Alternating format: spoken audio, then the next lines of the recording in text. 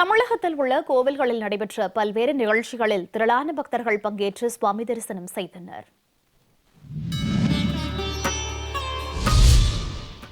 கன்னியாகுமரி மாவட்டத்தில் பிரசித்தி பெற்ற கொல்லங்கோடு பத்ரகாளியம்மன் திருக்கோவிலில் பச்சிளங்குழந்தைகளுக்கான தூக்க நேர்ச்சி விழா விமரிசையாக நடைபெற்றது. குழந்தை வரம் வேண்டி குழந்தை பாக்கியம் பெற்ற பக்தர்கள் தங்களது குழந்தையை தூக்க நேர்ச்சை செலுத்துவர். அந்த வகையில் 1000க்கும் மேற்பட்ட குழந்தைகள் தூக்க நேர்ச்சை செலுத்தப்பட்டனர். அந்தரத்தில் குழந்தைகளை தூக்கக்காரர்கள் கையில் வைத்துக் கொண்டு தூக்க வில் இணைக்கப்பட்ட தேர் கோவிலை வலம் வரும் காட்சி காண்போயரை மெய்சிலிர்க்க வைத்தது.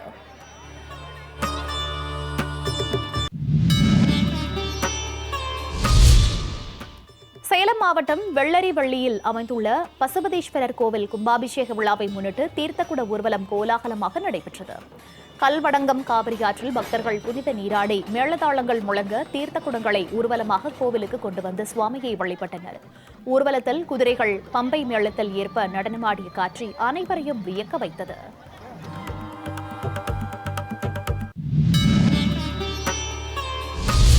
திருவாரூர் மாவட்டம் வலங்கைமானில் உள்ள ஸ்ரீ பாடைக்கட்டி மகா மாரியம்மன் ஆலயத்தில் பாடை காவடி திருவிழா விமரிசையாக நடைபெற்றது.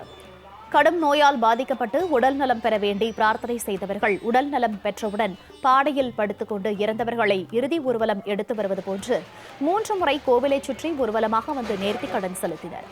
இந்த விழாவில் திரளான பக்தர்கள் கலந்து கொண்டு சுவாமி தரிசனம் செய்தனர்.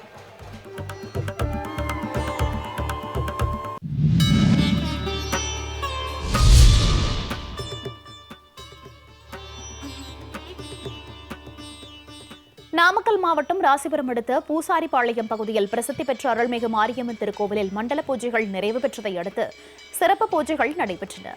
வாசனை திரவியங்களால் அம்மனுக்கு அபிஷேக அலங்காரம் செய்யப்பட்டு தீபாராதனை காண்பிக்கப்பட்டது. இதில் திரளான பக்தர்கள் கலந்து கொண்டு சுவாமி தரிசனம் செய்தனர்.